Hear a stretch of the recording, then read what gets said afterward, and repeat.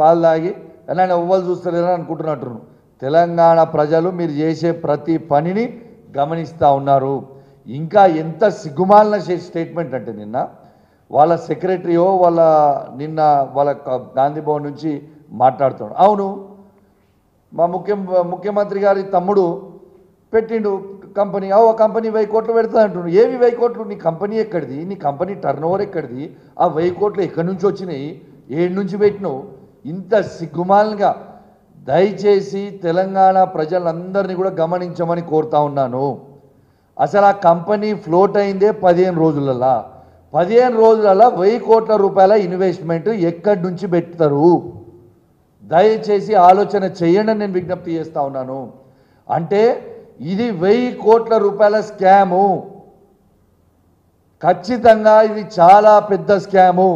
నేను దయచేసి కేంద్ర ప్రభుత్వాన్ని కూడా కోరుతా ఉన్నాను, నరేంద్ర మోడీ గారిని కూడా కోరుతా ఉన్నాను, దీని మీద మీరు ఖచ్చితంగా ఈడీ ఎంక్వైరీ చేయాల్సిందే.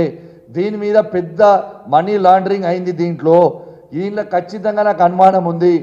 ఎందుకంటే మీరు ఆలోచన చేయండి, 15 రోజులల్లా కంపెనీ ఫ్లోట్ చేసి 15 రోజులలో 1000 కోట్ల రూపాయల ఇన్వెస్ట్మెంట్ చేసినామని అంటే ఇది స్కామా కాదా? ఒక్కసారి మీరు ఆలోచన చేయండి. మరి ఈ 15 రోజులలో 1000 కోట్ల ఇన్వెస్ట్మెంట్ చేసే అన్ని పైసలు వస్తే అది ఏం మంత్రం ఉన్నదో నాకు చెప్తావా కొంచెం? మరి మీరు కూడా ఉన్న మాజీ మంత్రుల్లాగా మీరు కూడా ఏమైనా బంగారు గుడ్లు కానీ లేకుంటే బంగారు భూములు కానీ ఏమైనా తయారు చేసిర్రా? మరి మాకైతే అర్థమవుతలేదు. ఖచ్చితంగా దీని మీద ఎంక్వైరీ జరగాలి. This is a very very serious issue. This is a serious concern for the state of Telangana. ఇది చాలా సీరియస్ ఇష్యూ. ఎందుకంటే ఇలా ఎంత అవినీతి జరుపుతుందండి. 10 రోజులు కాలే. మొన్న క్రిషాంక్ గారు చెప్పినట్టు 10 రోజులు కాలే 7 స్కాముల.